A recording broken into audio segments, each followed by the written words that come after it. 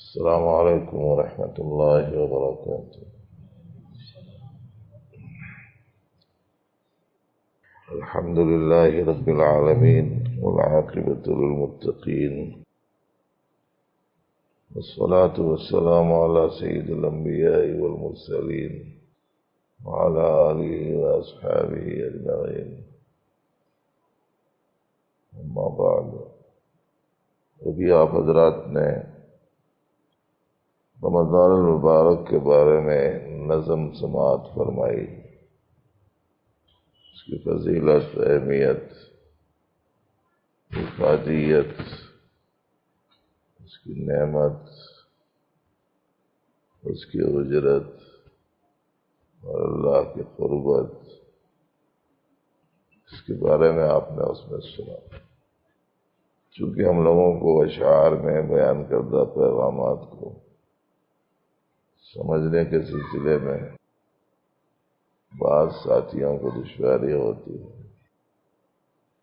اس لیے نثر میں بھی کچھ سنانا پڑتا ہے، ورنہ تو حضرت کی نعت ہو کہ حمد ہو کہ نظم ہو، وہ سب کے سب تعلیمات اسلامی، پیغامات ربانی، مواعظ حسنہ، ارشادات عالیہ پر مشتمل ہوتے ہیں. یاد رکھنے کے لیے کہ ہم کو ماہ رمضان المبارک جو ہے، اس میں کن چیزوں کو پکڑنا، کن چیزوں کو چھوڑنا، اس کا اہتمام کرنا چاہیے.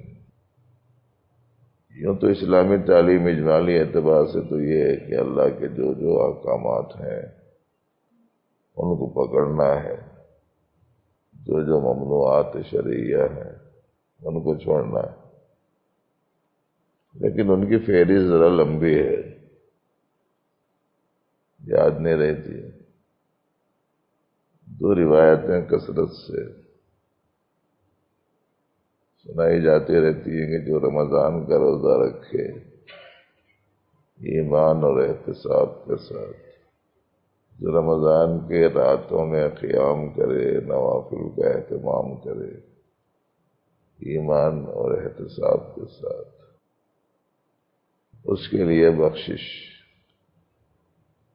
اور مغفرت کی خوشخبری سنائی گئی. جب یہ حدیث سنتے ہیں ہم لوگ تو من صام رمضانہ پہ ہماری فکر مرکوز ہو جاتی،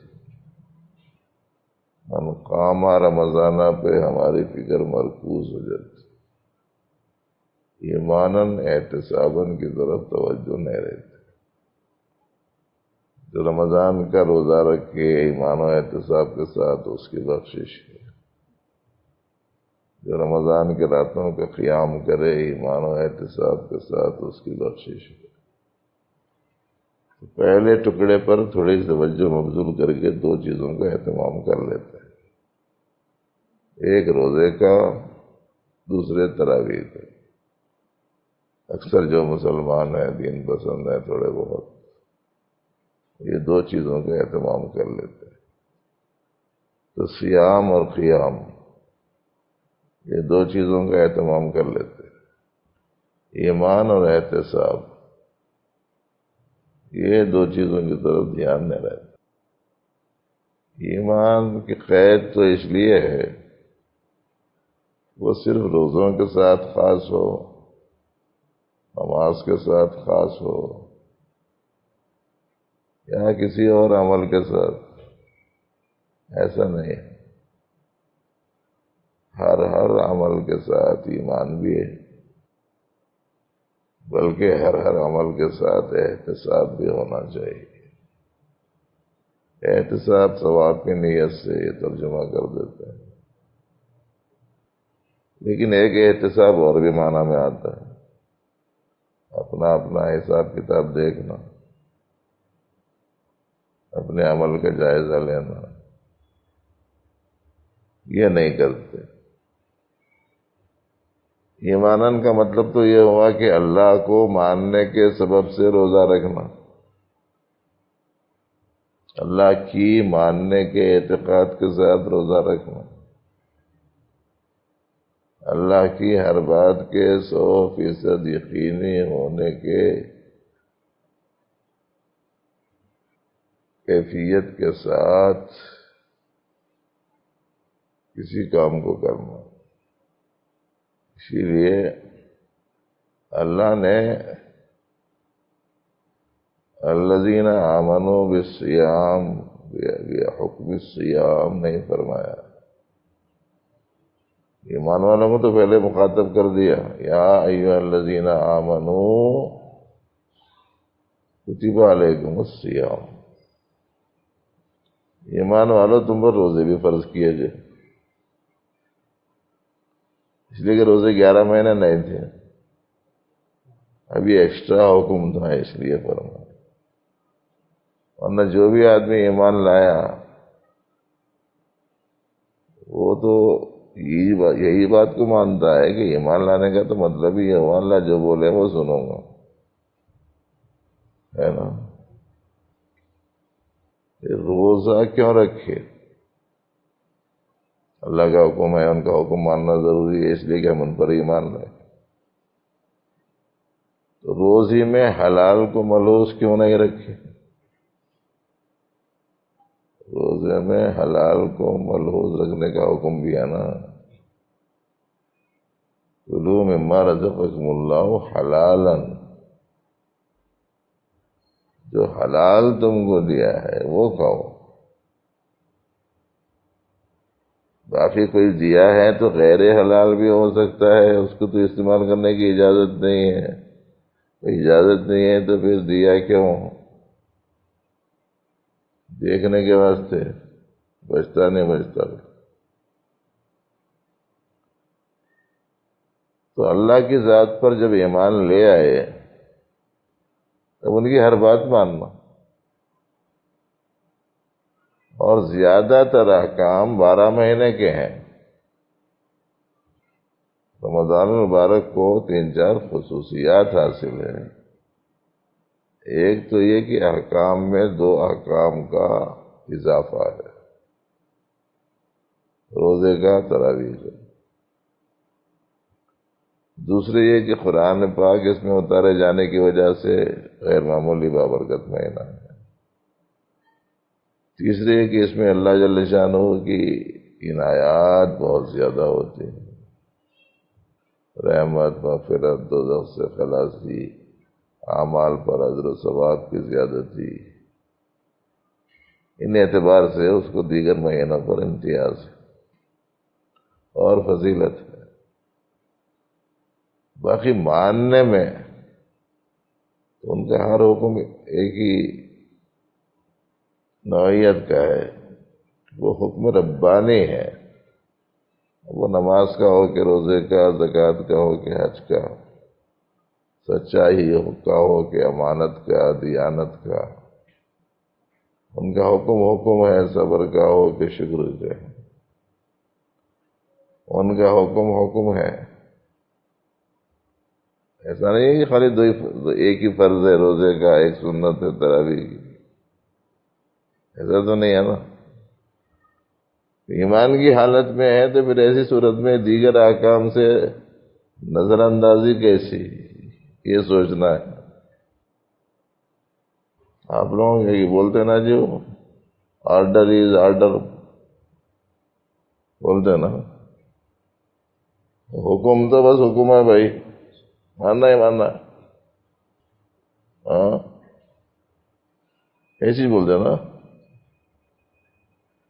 پھر ایسی صورت میں یہ سارے احکام ایک طرف، یہ روزے کے سلسلے میں حکم ایک طرف، ایسا کیسا ہوا ہے کہ لفظ ایمانن پہ غور کرے تو یہ پورا نقطہ کھلنا چاہیے۔ سمجھ میں آ رہا ہے؟ ٹولی چوکی، نام ٹولی چوکی سمجھیں گے آپ، ٹولی چوکی کا رہنے والا ہے بول کے بولا ہوں۔ اب حالت رمضان میں، حالت روزے میں ان کے احکام کا کتنا لحاظ ہے جس پر ایمان لائے ہوئے ہیں۔ گالی اس میں، غیبت اس میں، جھگڑا اس میں، چڑچڑاہٹ اس میں، عورتوں پر زیادتی اس میں، اور یہ سب چیزیں اس کے واسطے صرف اس لیے جائز ہو جاتی ہیں کہ انہیں روزہ رکھا ہوا۔ مطلب یہ ہوا کہ ایماناً پر ذہن مرکوز نہیں ہے، اور میرا عمل کیسا ہو رہا ہے وہ دیکھنا، اس کا تعلق احتساب سے ہے۔ جو عمل میں کر رہا ہوں وہ عمل ٹھیک ہو رہا ہے نہیں ہو رہا ہے، اس کا جائزہ لینا، اس کا حساب کتاب دیکھنا، اپنا محاسبہ کرنا۔ تو یہ دو لفظوں پر توجہ رہتی، دو لفظوں پر نہیں رہتی۔ تو اس لیے پہلا سبق تو یہی ہے، دو لفظوں پر تو توجہ رہنا ہی ہے، دوسرے دو لفظوں پر بھی رہنا ہے۔ رمضان میں روزہ ہے، نماز ہے، قیام ہے، تلاوت قرآن ہے، ذکر اللہ ہے، خلق کی خدمت ہے۔ یہ 6 چیزیں یاد رہیں گے نا؟ روزہ، نماز، قیام لیل، ذکر اللہ اور تلاوت قرآن اور خدمت خلق، 6 چیزوں کا خاص خیال رکھو۔ اب ذکر اللہ میں درود ہے، کلمہ ہے، سوم کلمہ ہے، استغفار ہے، دعا ہے، سلسلے کا ذکر ہے، سب ذکر اللہ میں داخل ہے۔ تو یہ 6 چیزیں روزانہ رمضان میں بستر پہ جانے سے پہلے سوچ لینا، یہ 6 کاموں میں سے کتنے کام کرا ہو۔ اور جہاں تک روزے کا مسئلہ ہے، آدمی کے ذہن میں صرف یہ ہے کہ کھانا چھوڑنا، پانی چھوڑنا، کھانا چھوڑنا، پانی چھوڑنا، جنسی خواہش کی تکمیل سے حالت روزہ میں پرہیز کرنا، یہ چھوڑنا، اس طرف ذہن جاتا لوگوں، کچھ اور چیزوں کی طرف ذہن نہیں جاتا۔ روٹی بننا بولے تو 2 طرف کی سیکی بھی رہنا، آدھی سیک رہے آدھی نہیں سیک رہے، کچی رہ جاتی۔ تو کیا کیا چھوڑنا ہے اس کو بھی ذہن میں رکھو۔ کھانا چھوڑنا، پانی چھوڑنا، اللہ کی نافرمانی یعنی گناہ چھوڑنا، اور کیا چھوڑنا؟ نفسانی آرزوئیں، تمنائیں چھوڑنا، اور کیا چھوڑنا؟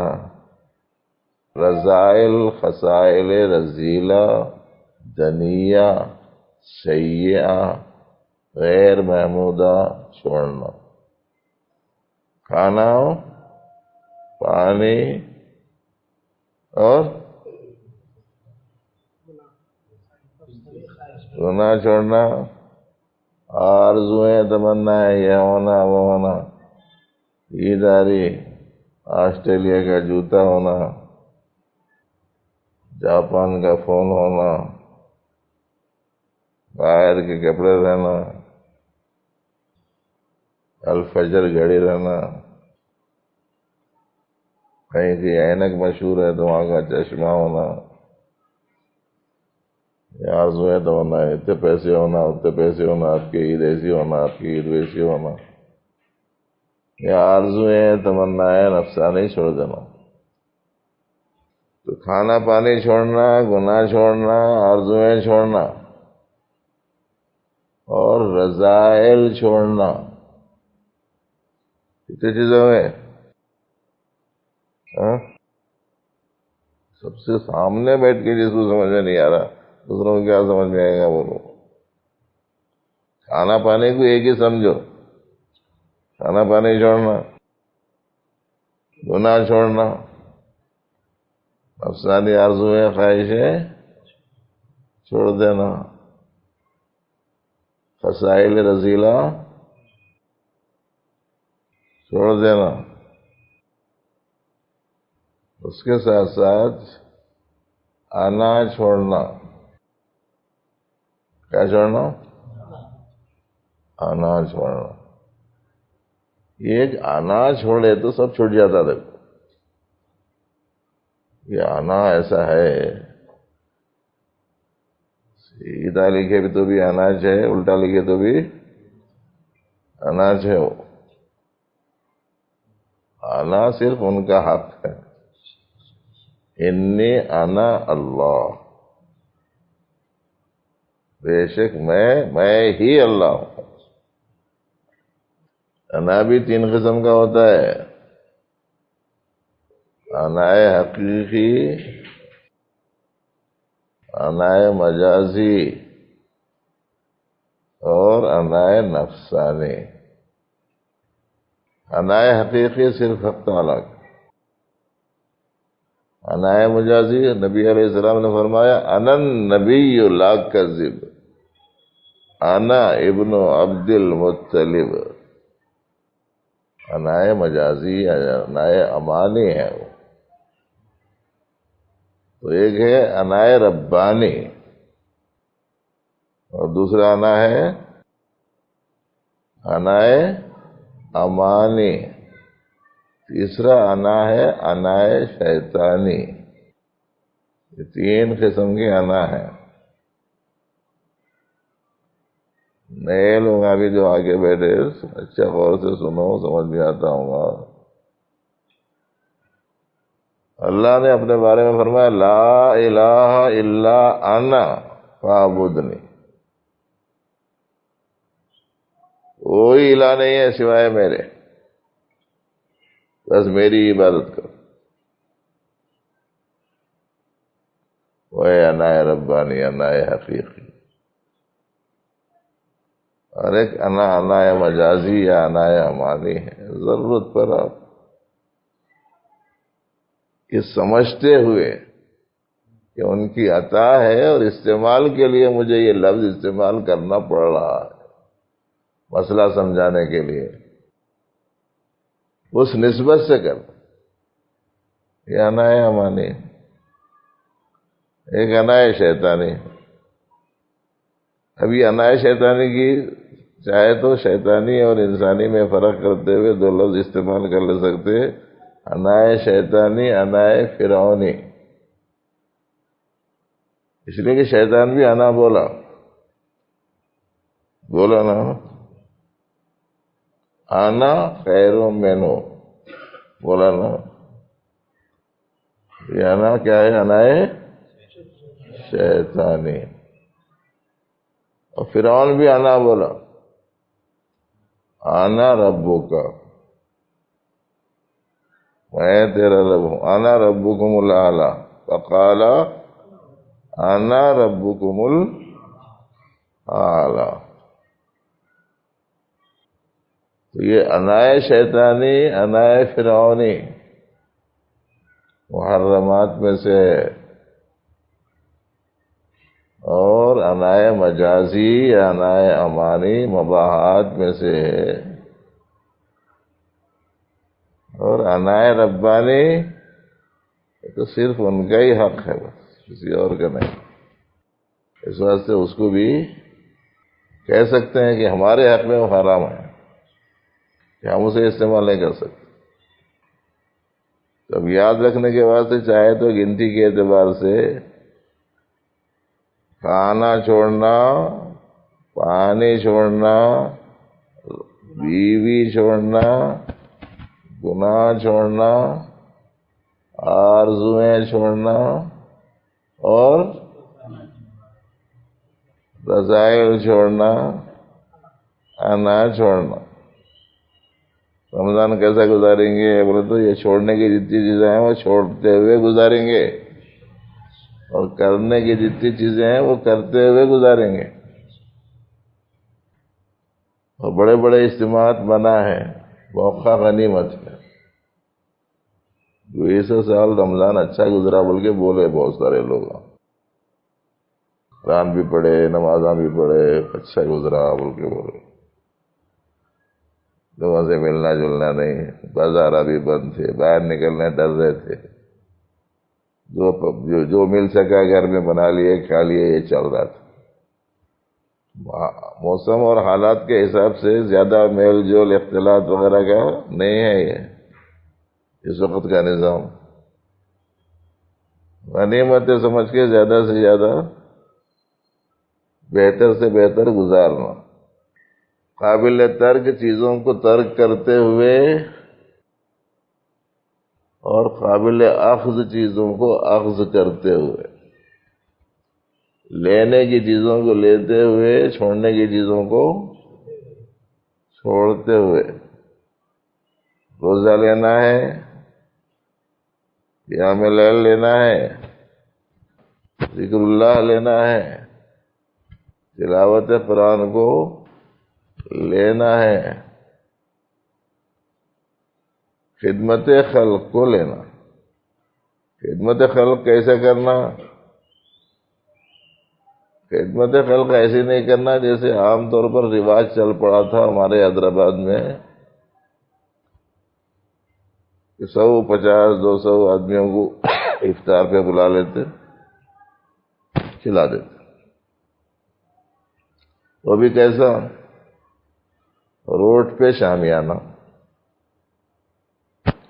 روڈ پہ بینچاں، روڈ پہ ٹیبلاں، روڈ پہ افطاریاں۔ ہم روزہ رکھے ہیں، ہم روزہ کھول رہے ہیں، آپ لوگوں ادھر سے نہیں جانا، گاڑی والے ادھر نہیں آنا ادھر جانا، سائیکل موٹر والے ادھر سے نہیں آنا وہ گلی میں، کئی گھوم نیکی کا کام کر رہے۔ نبی رحمت صلی اللہ علیہ وآلہ وسلم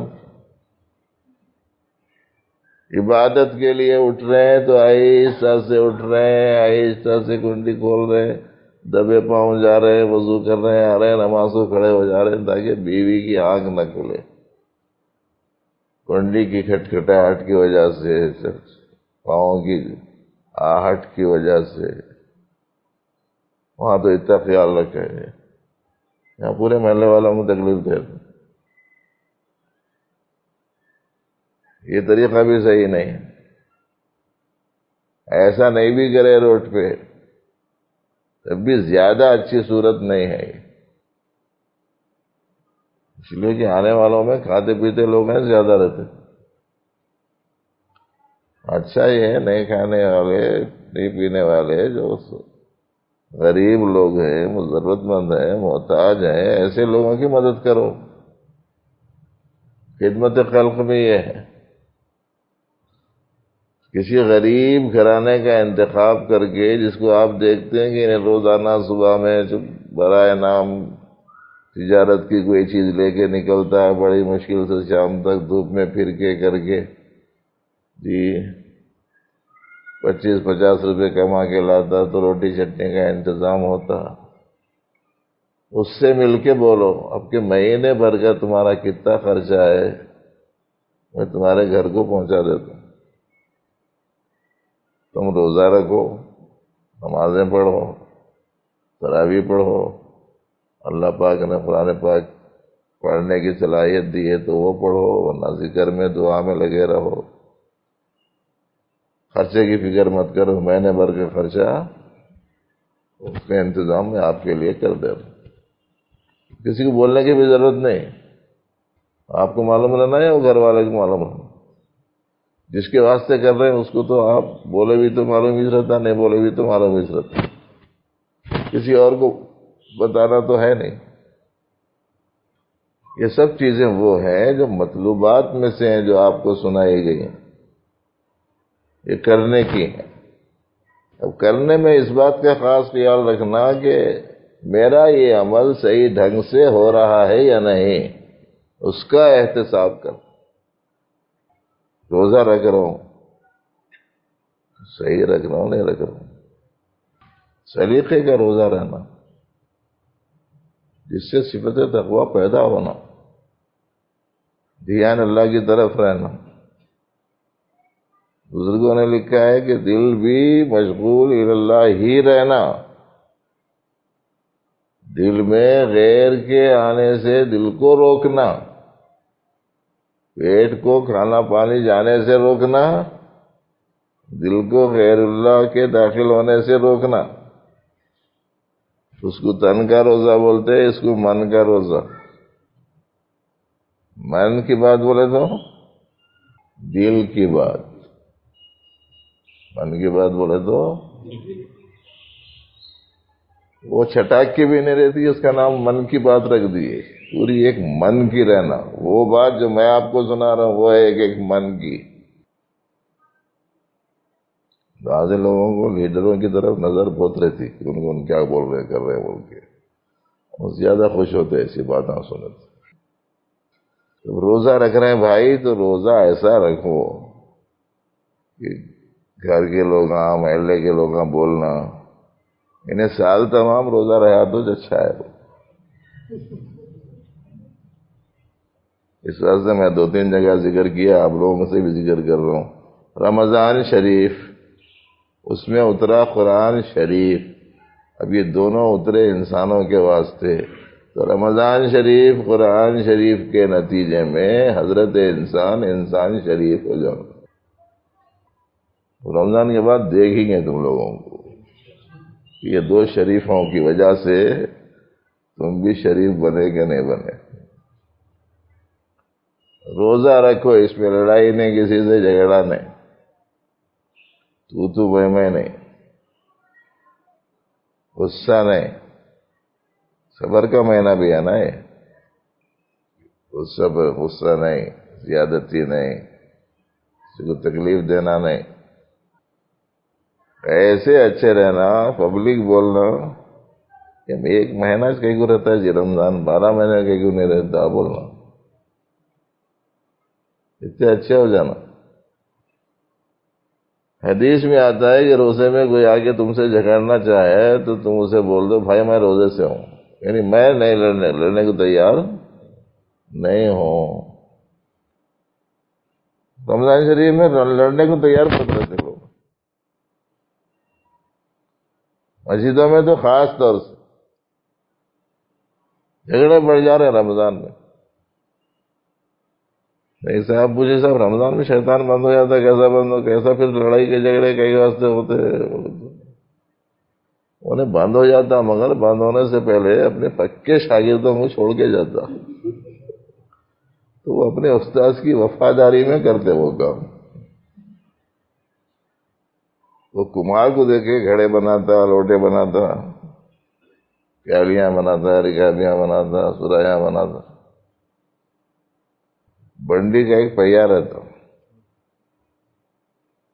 وہ پہیے کے کنارے پہ ایک جگہ اس کی حاشیے پہ ایک سوراخ رہتی جس میں ڈنڈا پھنسا ہوا رہتا یا رکھا جا سکتا ہے، اور اس کے درمیانی حصے پہ اتنا موٹا مٹی کا مدعا ڈالتا ہوں. اور اس کے بعد میں وہ سوراخ میں وہ ڈنڈا رکھ کے 2 منٹ 3 منٹ گھماتا. خوب گھمانے کے بعد ڈنڈا نکالا. اس کے بعد میں وہ پہیا چکر مارتے رہتا تو انہیں وہ مٹی کو اس کی شکل صورت بناتا. لوٹا بھی بنا رہا، گھڑا بھی بنا رہا، سرئی بنا رہا. حالانکہ ڈنڈا ہٹا کے بہت دیر ہو گیا اور پہیا چل رہا. انہیں 3 منٹ گھمایا تو 13 منٹ گھوم رہا انہیں. تو جو 11 مہینے گھمایا وہ پہیا 1 مہینہ گھومیں گا نہیں ہٹانے کے بعد. نہیں سمجھ میں آیا؟ سمجھ میں آیا؟ اور وہ 1 مہینہ بھی اس کے فراق میں اتنی تکلیف سے گزار دے، عید کا چاند دکھتے ہی جا کے گلے مل کہاں گیا تھا اتنے دنوں سے. وہ کیسا سمجھ میں آتا ہے بولے تو عشاء کی نماز میں سمجھ میں آتا. مغرب میں فل تھے، چاند دکھا بلکہ خبر ہوئی شام غیب سے انہیں چھٹ گیا نا، جاتے ہی گلے مل گئے. تو ذرا احتساب کرنا اپنے اعمال کا، جو کچھ ہم کر رہے ہیں. رمضان شریف جیسا عظیم الشان مہینہ آ رہا ہے اور جا رہا، لیکن ہماری زندگیوں میں بھائی 10 سال پہلے بھی رمضان آیا تھا، 10 سال سے رمضان آ رہا جا رہا. ہم لوگ رمضان سے پہلے جیسے تھے، رمضان کے بعد میں ویسی. اس کا مطلب یہ ہوا کہ ایمان اور احتساب والا جو رخ ہے وہ نہیں رہتا ہے. تو روزہ رکھو سلیقے کا، تلاوت کرو تھک گئے تو سو جاؤ، ذکر کرو تھک گئے تو لیٹ جاؤ، اختلاط سے تو پرہیز کرو، اس لیے کہ کسی سے بھی ملتے جلتے رہے تو کچھ نہ کچھ غلط چیز کے سرزد ہو جانے کا امکان رہتا. عام لوگوں میں تو رہتا ہے، خاص لوگوں میں رہتا. ارے وہاں گیا تھا وہ مسجد کو، ایسا پڑھ رہا قرآن شریف یعلمون تعلمون کے سوا کچھ سمجھ میں نہیں آ رہا. میں نے یہ بولتا، جاتے جاتے مسجد آئی تھی، نماز کا ٹائم ہو گیا تھا، وہاں گیا تھا. ارے کیا بولنا بھائی، ایک ایک رکوع دو رکوع چھوڑ دے کے چلے جا رہا ہوں. اور بہت سارے لوگ آئے ہیں، جا کے 3 پارے 5 پارے پڑھ رہے ہیں. پہلی رکعت میں رکوع میں جا کے شریک ہوتے، پہلے دگانے میں. ہر دگانے کی پہلی رکعت میں رکوع میں جا کے شامل ہو رہے ہیں. کئی کہ بولے تو مولویاں بتا دیے کہ رکوع مل گیا تو رکعت مل گئی. اب یہ مسئلہ کتنا صحیح ہے کتنا غلط ہے، مسئلہ تو میں نہیں بیان کر سکتا، اس میں کوئی تبدیلی مولویوں کے فتووں میں ہم بالکل نہیں کرتے. اب جا کے ہر دگانے کی پہلی رکعت میں رکوع میں جا کے مل رہا. تراویح ہو جانے کے بعد باہر نکل کے بول رہا 5 پارے سن کے آئے جی تراویح میں. تو تراویح میں 5 پارے سنا کے 2.5 پارے، 2.5 پارے تو پہلی رکعتوں کے، ہر دگانے کی پہلی رکعت کے ہیں. جا کے رمضان میں جھوٹ بول رہا، رمضان میں تراویح میں 5 پارے سن کے آیا بولو. کوئی 3 پارا سننے والا آگے 3 پارا سنا بولا، حالانکہ 1.5 پارا سنا ہوں میں. بس حافظ بھی ان کو بھی تھوڑی شرارت سوچتی رہتی. انہوں کیا کرے، دیکھے نوجوان پیچھے بیٹھے ہوئے ہیں تو پہلی رکعت میں آدھا رکوع پڑھ کے اللہ اکبر بولے گے تو پورے بھاگ کے آگے شریک ہو گئے. اب دوسری رکعت میں پورا آدھا پارا پڑھے. سلام پہننے کے بعد میں پوچھے کیا آپ صاحب ایسا کرتے کیا؟ بولے تو پھر کیا موقع دیا ایسا کرتے کیا؟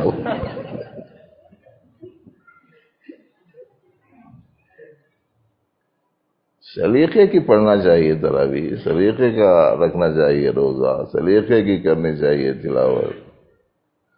بعض لوگ تلاوت میں ان کو شوق رہتا رمضان میں زیادہ سے زیادہ قرآن شریف مکمل کرنے کا، تو ایسی تیزی سے پڑھتے دیکھ کر بھی کہ تلفظ صحیح نہیں ادا ہوتا. بھائی 2 قرآن پاک ختم کرو صحیح تلفظ کے ساتھ، یہ زیادہ اچھا ہے 10 قرآن ختم کرنے کے مقابلے میں جس میں آپ نے صحیح ڈھنگ سے تلاوت نہ کی. اپنے گھروں میں عورتوں کچا پکا پکا ہوا کھانا آگے مشکاب بھر کے رکھ دی، بڑا کٹورا سالن لا کے رکھ دیا. کھانا کچا پکا ہے اور سالن میں نہ نمک برابر، نہ مرچی برابر، نہ کوئی ذائقہ. تو کیا بولتا شوہر؟ 1 پیالی سالن، آدھی رکابی چاول دینا تھا مگر سلیقے کا دینا تھا. مشکاب بھر کے لائی مگر کچا پچا ہی پکا، ایسے کیا کروں؟ گھر میں یہ قاعدہ چلتا برابر، اور اللہ کے دربار میں آتے ہی قاعدہ بدل دیتے. تلاوت کرو سلیقے کی، احتساب کے ساتھ کہ میری تلاوت کیسی چل رہی. حضرت مولانا شاہ ابرار الحق صاحب رحمۃ اللہ علیہ کے بارے میں سنا ہم نے کہ پڑھے لکھے لوگوں میں وہ اوپر کئی منزلہ عمارت کے اوپر وہ مجلس رکھی گئی تھی، پڑھے لکھے تعلیم یافتہ انگریزی تھا، لوگ آئے تھے تو وہ کرنٹ کے جھولے سے لے کے گئے اوپر، وہاں جا کے اگر دیکھ لگے بولے کہتے میں اتنی اوپر نیچے سے لیفٹ سے آیا، بولے کہتے لیفٹ سے آیا بولتے ہی پبلک میں بے چینی شروع ہو گئی، یہ سب انگریزی کے ماہر لوگ تھے، ایک دوسرے کا منہ دیکھ رہے ہیں، لیفٹ بول رہے ہیں، ایک صاحب کو برداشت بھی نہیں ہوا کرتے، انہوں آگے بولے کرتے حضرت وہ لیفٹ نہیں ہے، لفٹ ہے، لفٹ ہے، وہ زیر معروف سے ہے، زیر مجہول سے نہیں ہے،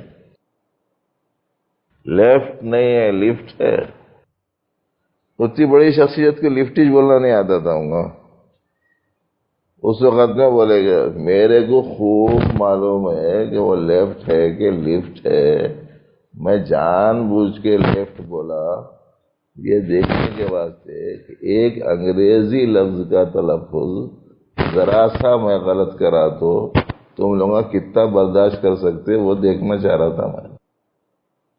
اور پھر اس کے بعد میں متوجہ کرتے ہوئے فرمایا آپ کو انگریزی کے ایک لفظ کا معمولی سا لفظ کے تلفظ کی غلطی آپ برداشت نہیں کر سکتے، زندگی بھر یہ اللہ کے کلام کو غلط پڑھنا کیسے برداشت کرتے ہو؟ جن کو نہیں آتا وہ مولویوں کو پکڑو، عاجزی کرو، محنت کرو، سماجت کرو، ان سے وقت مانگو، ضرورت پڑے تو ان کی خدمت کرو اور سیکھو صحیح، کم از کم وہ قرآن صحیح کر لو جو قرآن عام طور پر آپ نمازوں میں پڑھتے ہیں، وہ سورہ صحیح کر لو کم از کم جو روزانہ آپ جن کی تلاوت کرتے، روزہ رکھو، روزے کی شانز گھڑے میں 50-50 گرام 100 گرام دودھ لیا کے ڈال رہے، بڑی مشکل سے 20 لیٹر کا گھڑا بھرے، انہیں غصہ آیا، چھوٹی ہتھوڑی لے کے گھڑے کو مار دیا، باقی رہتا ہے کچھ، روزہ رکھے مگر ایسی غلطی کر ڈالے کہ جس کی وجہ سے روزہ پھٹ گیا، کیا ہوگا نتیجہ اس کا؟ اور اس کا اشارہ حدیث میں آتا ہے، آدمی کے لیے روزہ دوزخ سے حفاظت کا ذریعہ ہے جب تک کہ اسے پھاڑ نہ دے۔ پوچھا گیا کہ پھاڑ ڈالنا کیا ہے؟ بولے تو روزہ رکھ کے گناہ کرنا۔ عورتیں بھی سن رہی ہیں، ان کو بھی ذہن میں رکھنا چاہیے کہ 2 عورتوں کو روزے میں بہت تکلیف ہوئی، برداشت نہیں ہوا تو حضور تک بات پہنچی، حضور نے ان کو بلایا اور فرمایا کہ تم لوگوں نے گوشت کھایا ہے؟ نہیں ہم لوگوں نے گوشت تو نہیں کھایا۔ بولے نہیں، تم لوگوں نے روزہ رکھ کر غیبت کی، اور غیبت کرنا ایسا ہی ہے جیسے مرے ہوئے آدمی کا گوشت کھانا، تو اس واسطے روزہ روزے کی طرح رکھو۔ جن مردوں کی عورتوں پریشان ہیں وہ عورتیں بولنا ان سال تمام بھی اگر روزہ رکھے تو سحری افطاری کراتے ہو، اس لیے کہ روزے میں نا رائٹ رہتے ہیں، روزہ نہیں رہا تو لیفٹ ہو جاتا ہے۔ یہ لیفٹ میں صحیح بول رہا ہوں، لیفٹ نہیں بول رہا ہوں۔ اللہ کا ذکر کرو تو پوری محبت سے، درود شریف پڑھو تو پورے ذوق و شوق سے، دعا مانگو تو پوری عاجزی سے، تہجد کو اٹھتے ہیں تو سحری کو اٹھتے ہیں تو تہجد بھی پڑھ لو، قیام لیل ذوق و شوق سے کرو۔ اگر مسجدوں میں قرآن پاک سننے کا موقع ملے تو جہاں حافظ قرآن صحت کے ساتھ تلاوت کرتے ہیں وہاں جا کے تلاوت سنو، چاہے 1.5 گھنٹہ ہو رہا ہو، 2 گھنٹے ہو رہے ہوں، ہم لوگ رمضان پورا عبادت میں تو گزارنے کا ہے، جلدی جا کے کیا کرنا ہے سوائے دوشا کھانے کے؟ کوئی دوسرا کام نہیں ہے۔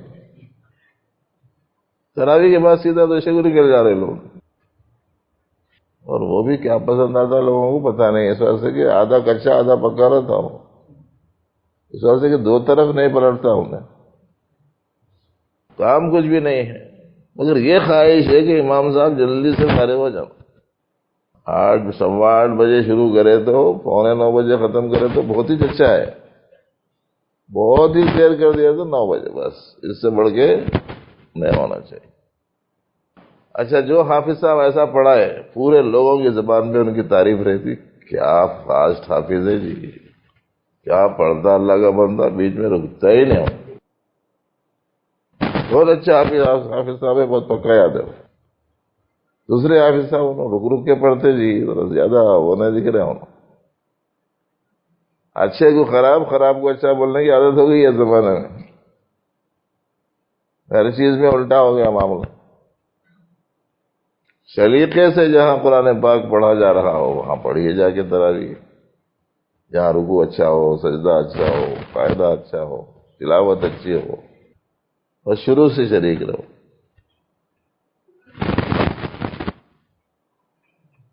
افطار کے وقت میں دعا کا خاص اہتمام کرو، روزگار کی پریشانی کی وجہ سے بہت لوگ فکر مند ہیں، بہترین موقع ہے رمضان کا، افطار کے وقت میں یا واسع الفضل اغفر لی کی کثرت کر، یا واسع الفضل اغفر لی، اس کی کثرت کرنا۔ دعا کی قبولیت کا وقت ہے، رمضان کا زمانہ ہے، روزے کی حالت ہے، افطار سے پہلے دعا قبول ہوتی ہے، اہتمام سے اس وقت میں کرنا چاہیے۔ افطار کے وقت میں دعا کہیں کو قبول ہوتی، اس کی مصلحت تو کہیں میں پڑھا نہیں، لیکن میرے دل میں آتی ایک بات، وہ یہ کہ میرا بندہ صبح صادق سے اب تک میں بولے جیسا سنا، اور افطار کے وقت میں انہیں بولے جیسا میں سنتا ہوں بول کے پھر سننے کی کیا ہے، ایسا سمجھ میں آتا ہے۔ صبح سے لے کے شام تک میری مانا، چلو اب اس وقت میں اس کی مان لوں، اب اس کے بجائے مرچیاں، بھجیے، دہی بڑے، خیریز، حلیم، ابالی دال، سیب کے ٹکڑے، انار کے دانے، لسی، چھاچھ، اس میں لگے ہوئے رہتے، اس کا بھی انتظام کرو، اس کا بھی انتظام کرو، اس کا بھی انتظام کرو، پیٹ بھرنے کے واسطے کوئی ایک چیز تھوڑی سی مقدار میں کافی ہے۔ اچھا، حال بھی بڑا عجیب ہے، یہ بھی دیکھ کر بڑی حیرت ہوتی ہے۔ سیدنا عمر فاروق رضی اللہ تعالیٰ عنہ کے بارے میں غالباً منقول ہے کہ وہ یوں کہتے تھے کہ جب ہمارے سامنے کھانا بھی ہوتا تھا اور نماز جماعت کا وقت بھی ہوتا تھا تو ہم لوگ پہلے کھانا کھا لیتے تھے، پھر جا کے جماعت میں شریک ہوتے تھے۔ کسی نے ان سے پوچھا کہ پھر تو ایسی صورت میں آپ کی جماعت چھوٹ جاتی ہوگی؟ انہوں نے کہا نہیں چھوٹتی تھی۔ بولے ایسا کیسا کھانا بھی ہو جاتا تھا، جماعت بھی نہیں چھوٹتی تھی؟ بولے تو جی، ایسا کیسا کھانا ہوتا تھا؟ وہ کہتے تھے کہ بھئی ہم پیالے میں ستو ڈال کے، پانی ڈال کے، گھول کے پی لیتے تھے، چلے جاتے تھے، یہی ہمارا کھانا تھا۔ ابھی حلیم کا کٹورا کھا لیے کھانا نہیں ہوا، دہی بڑے کا کٹورا کھا لیے کھانا نہیں ہوا، لسی پی لیے کھانا نہیں ہوا، سیب کھا لیے، کھجور کھا لیے، انجیر کھا لیے، انار کھا لیے، کھانا ہوتا ہی نہیں۔ شربتاں پی لیتے گرما کے زمانے میں، تو اس کے باوجود کھانا نہیں ہوتا۔ مغرب پڑھ کے ایسا جلدی سے باہر نکلتا ہے پوچھو مت، ارے اتنا جلدی نہیں جا رہے، معلوم نہیں یار روزے سے تھا وہ، ایسے ہی آ رہا ہے آج کل کے جو یارو بول کے کیوں بولتے۔ تو افطار کا وقت دعا کے مشغول ہونے کا وقت ہے، عورتوں کو بھی اس کا خیال رکھنا چاہیے۔ اپنے لیے گھر کے مردارے کے لیے گرم گرم کھلانے کا شوق ہے تو گرم رکھنے کا آج کل آلہ مل رہا، گھر میں لا کے رکھ لیے، پکا کے اس میں رکھ دیا تو گرم ہی رہتا۔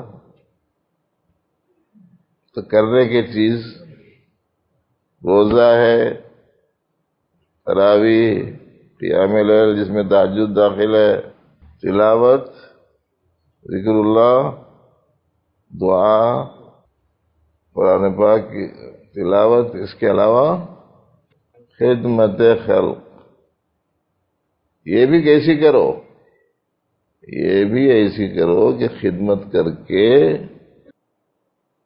یہ میرا ضرورت مند ہے، میں اس کی خدمت کرا، یہ مت سمجھو یہ اللہ کا ضرورت مند ہے، میں بھی اللہ کا ضرورت مند ہوں۔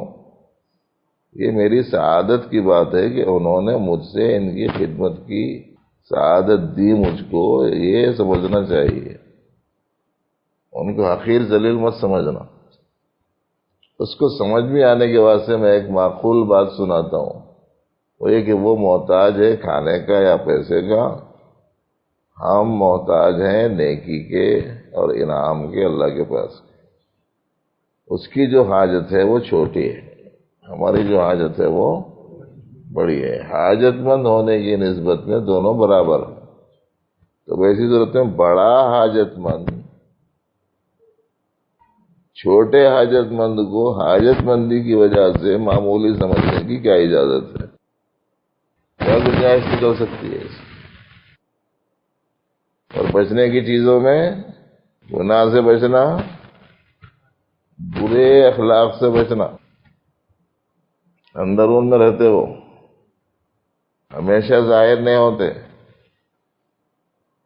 جیسے پروردگار عالم کے اسماء صفاتی میں صفات کبھی ظاہر کبھی مخفی، ایسے ہی بندوں کا بھی حال ہے۔ اس کے اندر جو رذیل صفات ہیں یہ بھی کبھی ظاہر رہتے کبھی مخفی رہتے۔ مجلس میں آگے دیکھے تو ایسا معلوم ہوتا ہے کہ اس سے زیادہ متواضع روئے زمین پہ کوئی نہیں ہوگا،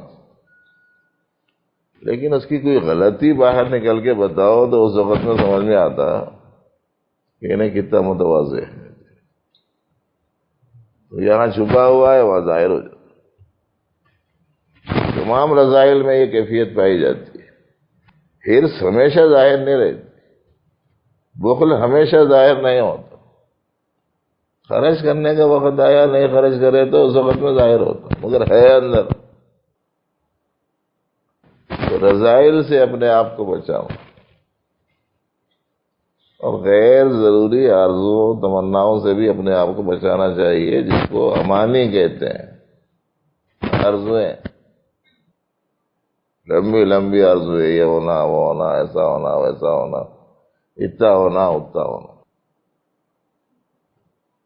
اور چھوڑنے کی جو چیزیں خاص طور سے منع ہے،